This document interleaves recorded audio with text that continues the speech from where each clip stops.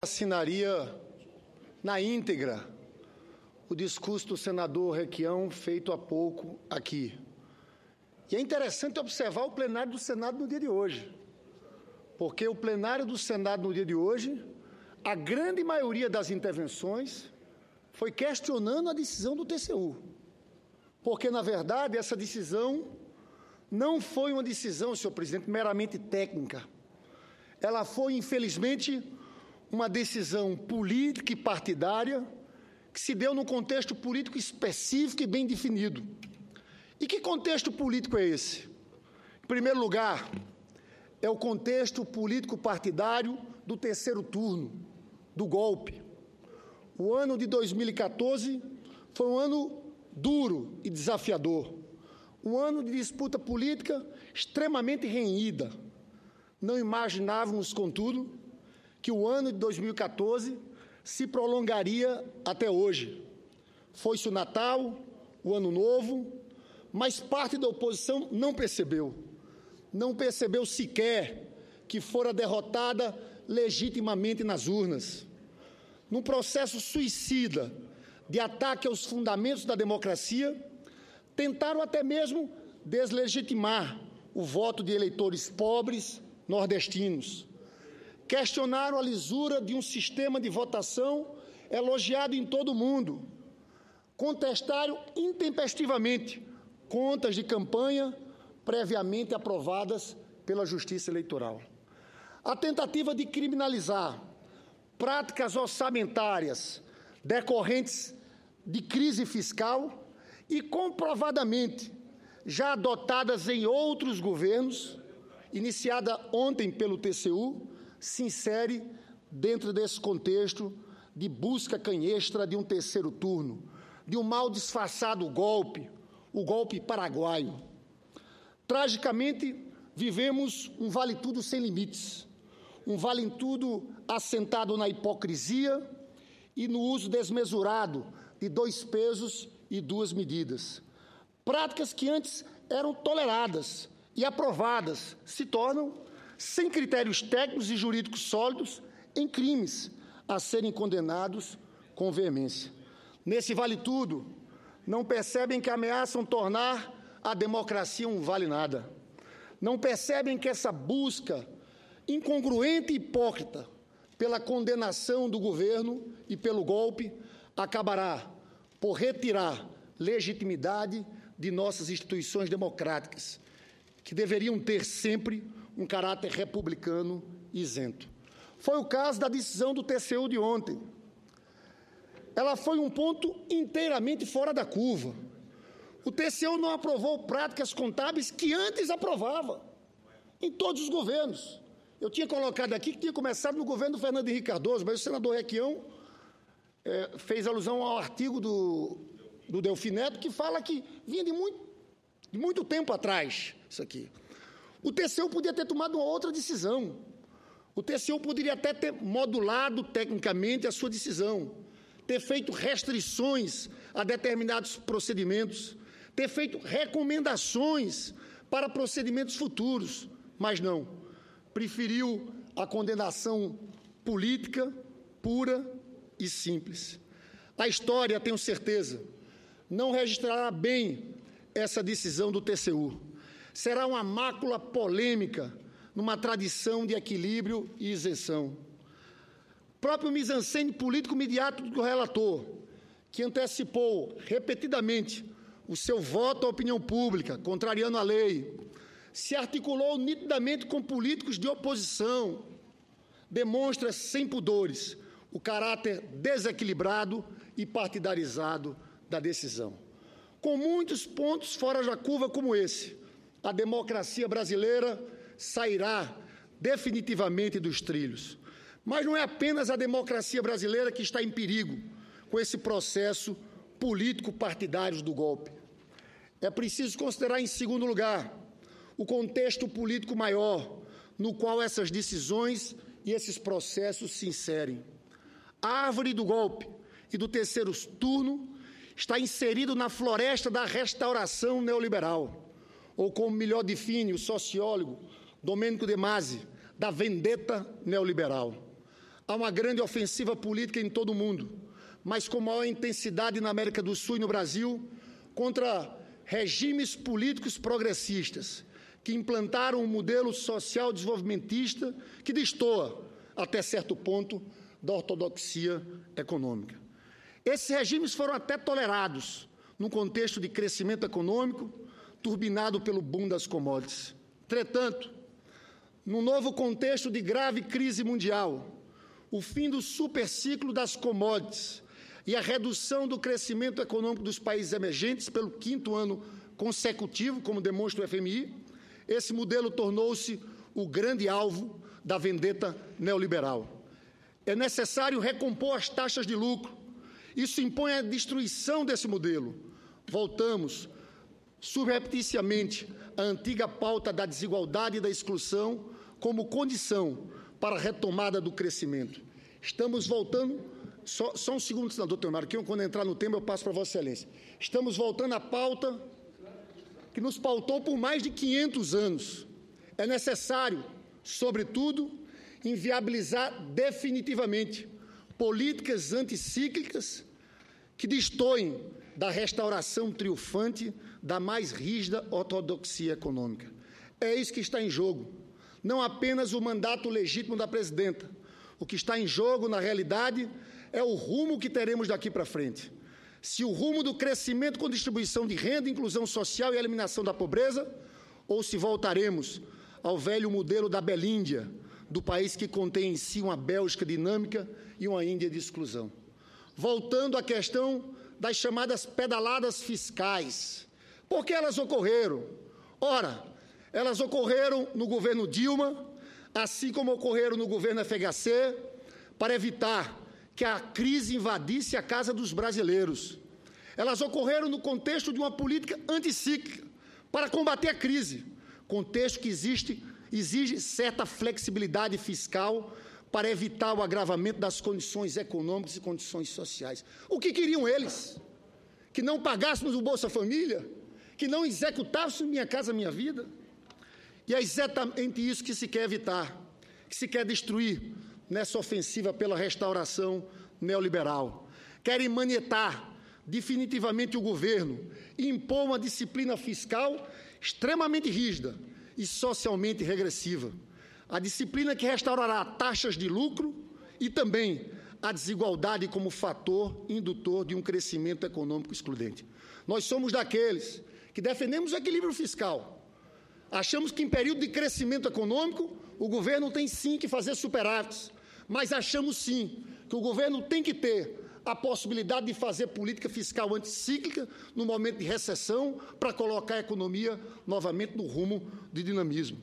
Aqui nessa casa, senador Requião, tem vários projetos tramitando que fazem coro a esse discurso do engessamento fiscal. Nessa semana tivemos um debate sobre instituição fiscal independente e tem um outro projeto do senador Serra que coloca limitação ao endividamento público. Falei sobre a situação da Grécia, porque o que está acontecendo na Europa, e é muito grave, é que os países na Europa não têm política monetária. Quem faz a política monetária é o Banco Central Europeu. E não tem política fiscal mais, porque é uma série de restrições.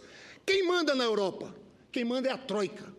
É o Banco Central Europeu, o Fundo Monetário Internacional e a Comissão Europeia.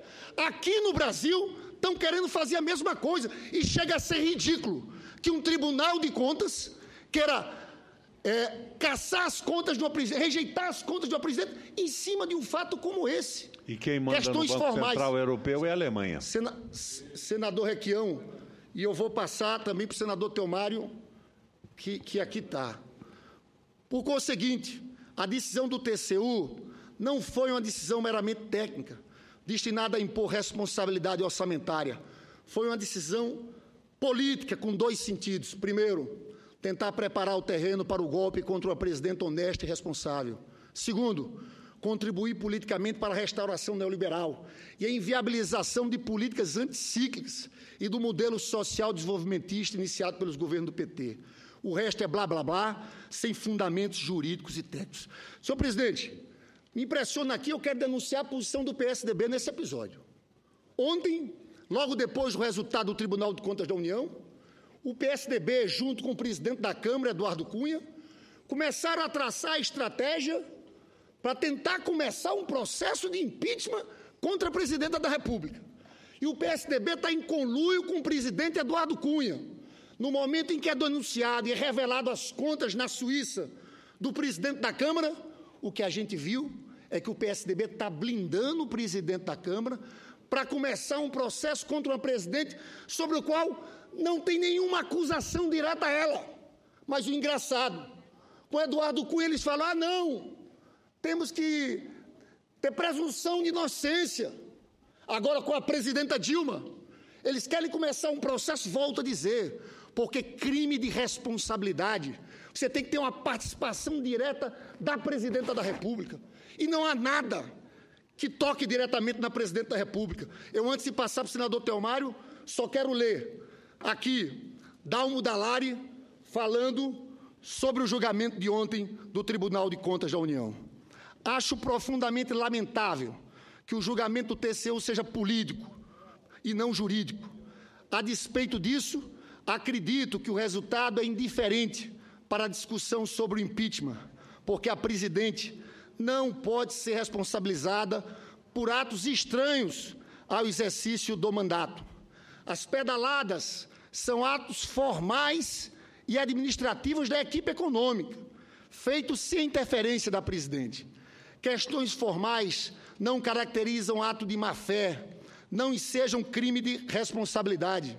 Além disso, as pedaladas não ferem a lei orçamentária, porque não desviaram recursos do orçamento para atividades não autorizadas.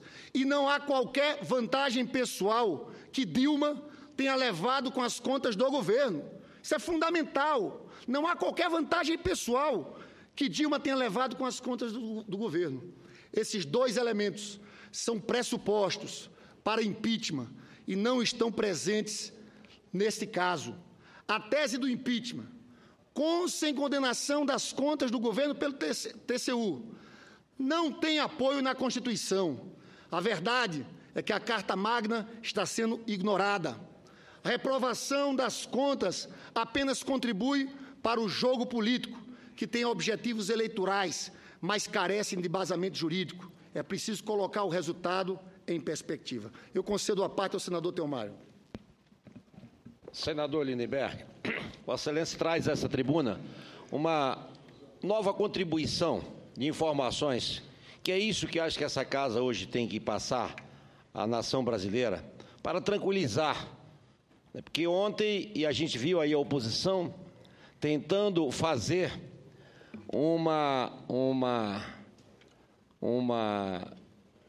do que no Nordeste a gente usa muito, senador Raimundo Lira, fazer uma fogueira com um pedaço de lenha. Na verdade, sem nenhuma dúvida, e aí está bem colocado, foi uma decisão política e não técnica. O Tribunal de Contas, como órgão auxiliar do Congresso brasileiro, o Tribunal de Contas da União, ele tem, nas suas análises de conta do Executivo, ele tem três alternativas.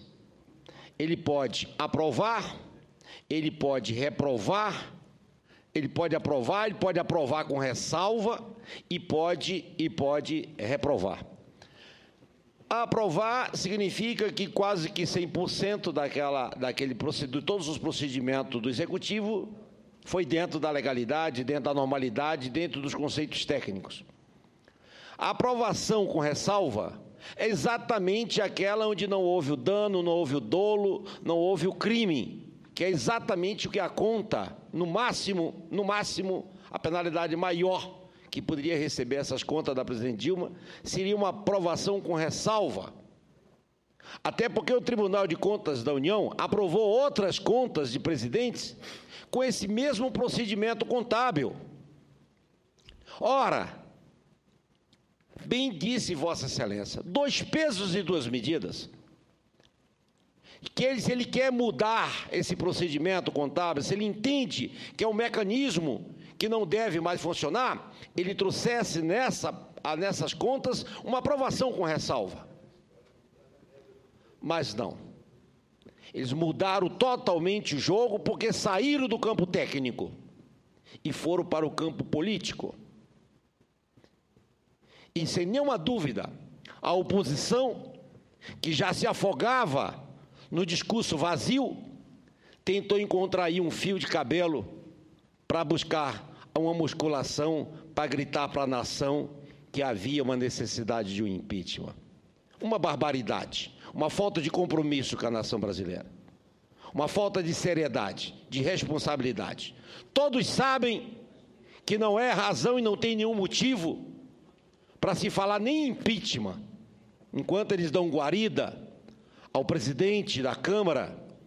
Esse sim, com fortes indícios de ter uma prática, de ter faltado com decoro, além do mais, indiciado ou não indiciado, mas pelo menos apontado em atos ilícitos, e ele está recebendo a proteção do PSDB, que está em todos os jornais. Então, Vossa Excelência vem mais uma vez a essa tribuna, entre vários oradores que já passaram aqui, mais de 20 hoje, numa quinta-feira, com a preocupação com a nação brasileira, de a gente fazer o verdadeiro esclarecimento à população. Eu saúdo, Vossa Excelência. Vossa Excelência colocou muito bem, senador Telmário. Inclusive, quando outros governos fizeram, eu estou vendo algumas pessoas dizendo o seguinte: não, mas essa vez foi mais. Mas não existe isso.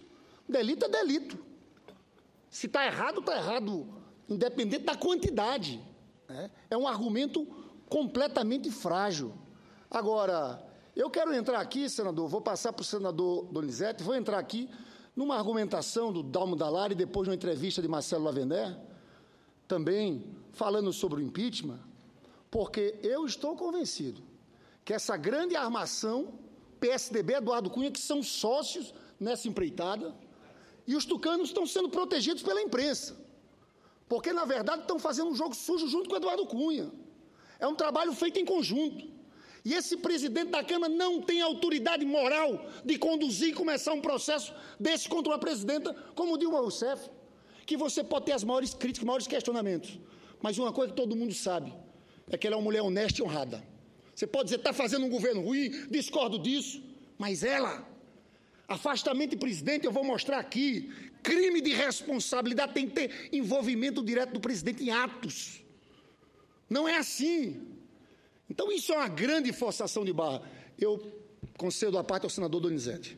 Senador Lindbergh, eu estava no meu gabinete quando Vossa Excelência começou seu pronunciamento. Eu vim para cá porque reconheço, ao longo desses 9 meses que estou aqui, a qualidade que você tem se posicionado e com a consistência que tem feito seus pronunciamentos. Às vezes até com crítica ao nosso governo, de uma forma muito responsável.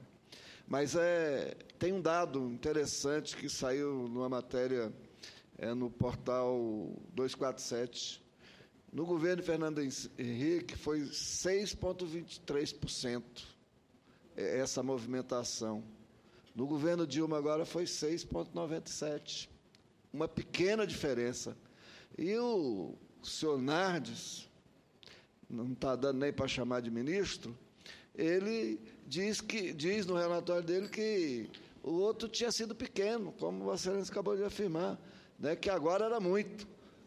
Precisa esclarecer os números, mostrar que 6,23% da movimentação e 6,97% é praticamente o mesmo tamanho.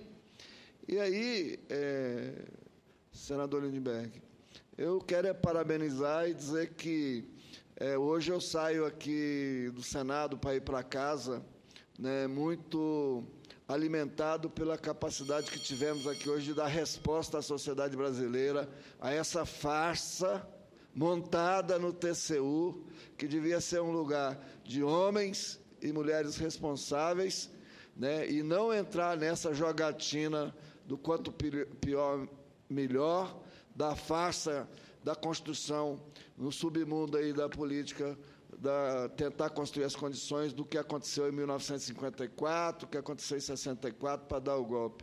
Meus parabéns, e eu saio daqui hoje muito alimentado para continuar o combate consistente em defesa da democracia e desse governo que tem como objetivo emancipar o povo brasileiro. Eu agradeço Vossa Excelência, senador Donizete, inclusive pelos argumentos trazidos. Inclusive esses números de comparação entre o governo Fernando Henrique Cardoso e o governo da Dilma.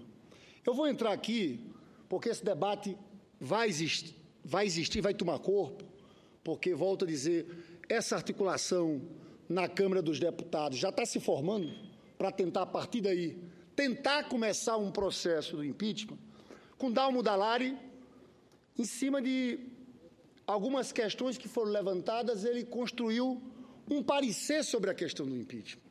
E ele começa dizendo o seguinte: em primeiro lugar, quanto à responsabilidade, pergunta-se qual o alcance do artigo 86, parágrafo 4º da Constituição Federal.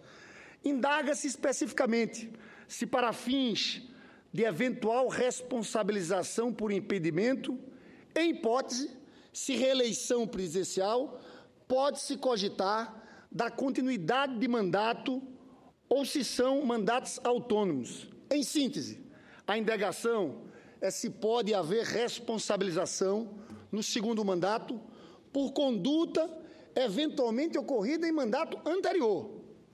Diz aí Dalmo Dallari, o artigo 86, parágrafo 4º da Constituição tem redação muito clara quando dispõe: o presidente da República, na vigência do seu mandato, não pode ser responsabilizado por atos estranhos ao exercício de suas funções.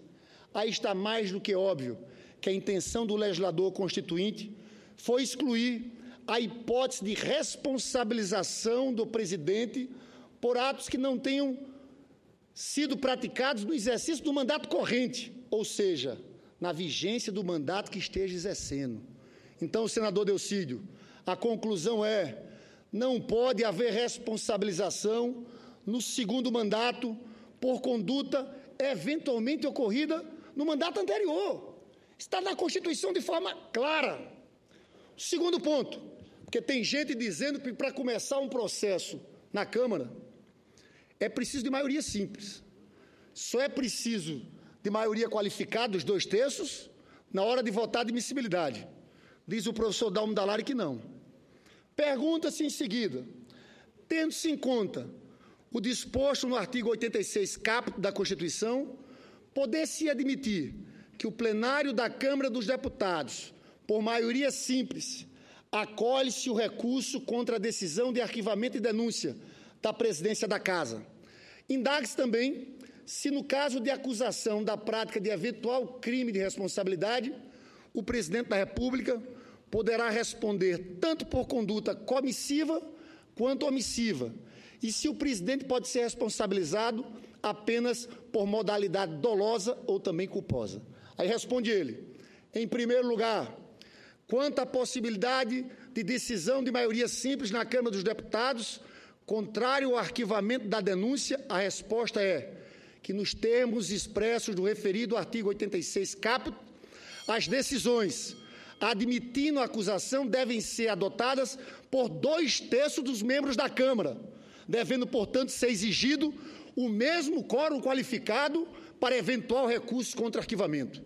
Então, a interpretação do presidente da Câmara, Eduardo Cunha, que basta maioria simples, não se sustenta à luz da Constituição.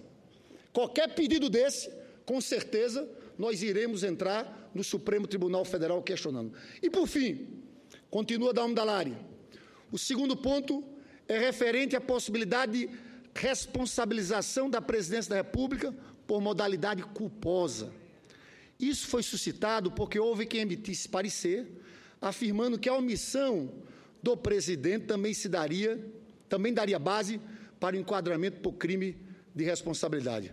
Para responder a esse ponto, basta a leitura atenta e desapaixonada do artigo 84 da Constituição, no qual está expresso e claro que são crimes atos do presidente. Atos. Assim, para que se caracterize o crime, é indispensável a intenção, a prática de um ato que configure crime. Não havendo esse ato, essa intenção expressamente manifestada não se caracteriza como crime. Eu queria passar agora, rapidamente, peço desculpas ao presidente pelo tempo que estou tomando, a uma parte de uma entrevista do Marcelo Lavenet, uma entrevista muitíssimo importante. Marcelo Lavenet foi presidente da OAB, foi quem assinou o pedido do impeachment em 1992, ali do presidente Fernando Collor de Mello. E ele dá uma entrevista, jornal Folha de São Paulo, muito esclarecedora, porque tem gente que confunde, quer confundir situações diferentes. E eu vou ser bem rapidamente, senhor presidente, aqui, falar sobre esse texto do Marcelo Lavener. A diferença entre o pedido do impeachment do senhor e os apresentados agora, naquele período de 92, eu, inclusive, sou muito questionado sobre isso. Ah, você defendia o impeachment ou não defende mais? E aqui falou o ex-presidente da OAB, Marcelo Lavener. A aparência engana, e eu mesmo encontro poucas semelhanças sobre o que havia em 92 e hoje. Naquela época, o presidente foi eleito, a eleição foi aceita como legítima, não se questionava. Diferentemente do que acontece atualmente, em que mesmo antes de Dilma tomar posse, já se dizia que sofreria impeachment. Aqui eles defendem o impeachment antes e estão atrás agora de uma justificativa, estão atrás de um fato. O impeachment eles já estão defendendo há muito tempo. Aí continua. Diferente do que acontece atualmente, não. Naquele período, Collor teve praticamente 2 anos, que fez uma série de medidas altamente questionáveis e ninguém falava em afastamento. Até o momento em que o irmão dele disse que havia uma quadrilha no governo e que ele era o chefe. Havia uma acusação pública, direta, consistente contra o presidente, o que não é o caso agora. Difere daquela época. As acusações que vemos primeiros não se dirigem a presidente, mas a pessoas do seu partido ou da base do governo que estaria ou estão envolvidas em investigações feitas pela Justiça. Aí continua. O impeachment é um processo penal constitucional. Falta de prestígio, governo fraco, crise da economia, dólar alto, orçamento deficitário, não se resolve nas instâncias políticas do parlamento. E há uma enorme quantidade de juristas respeitados que dizem não haver possibilidade jurídica ou técnica para o impeachment. O Congresso fez uma CPMI para apurar no passado se o presidente tinha envolvimento. E quando veio o relatório, concluiu-se pela necessidade de um processo de impeachment e que foi apoiado por praticamente a totalidade das entidades da sociedade. Não era partidário, político, quem organizou ninguém. A orquestra tocou afinada sem maestro. Não tinha alguém para reger as senhoras que iam apoiando a gente. Continua. Ter uma base parlamentar fraca não é motivo para impeachment. Nem contas rejeitadas pelo TCU. Não está previsto na Constituição, assim como as contas da campanha rejeitada. O processo do impeachment é um processo penal constitucional. Não é político de oposição. Aplicam a pena e só pode ser aprovada se provar que o acusado cometeu algum dos crimes que estão previstos na Constituição. Por mais que a oposição pretenda desgastar o governo, e parece que essa é a intenção, nem mesmo eles parecem ter muita convicção de que esse processo vá adiante. Não tenho nenhuma vinculação política, diz Marcelo Lavener, nem nada, mas vejo o que acontece no nosso país.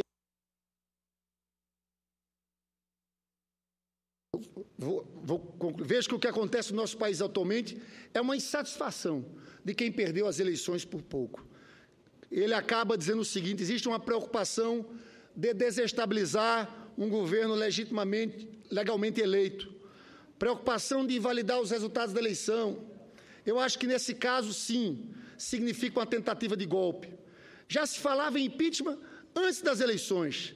30 dias depois, um partido político encomendou um parecer de um grande jurista de São Paulo, de mentalidade muito conservadora.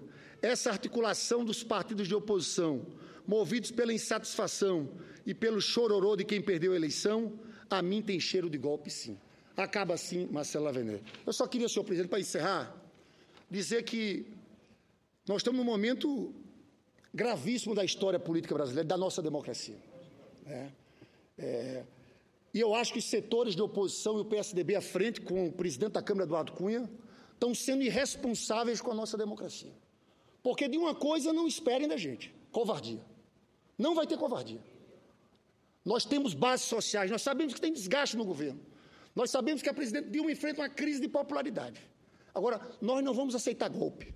Tirarem uma presidenta eleita legitimamente, sem nenhuma acusação direta. Olhe para onde eles estão levando esse Brasil. São eles que estão entrando no processo de radicalização. Nós não vamos aceitar um processo como esse. O que querem eles? O que querem eles? Levar o Brasil a um clima de radicalização política extremada? Querem que viremos a Venezuela? Por quê? Não pensem. Aqui há uma diferença com o Collor também. Nós temos bases sociais. Já disse que o governo está desgastado, mas nós temos força. Nós não vamos aceitar esse tipo de maquinação assim, conduzida pelo presidente da Câmara, Eduardo Cunha. Pensem, senhores, no dia depois. Imaginem se fazem esse golpe paraguaio e afastam a presidenta Dilma, num momento de crise econômica.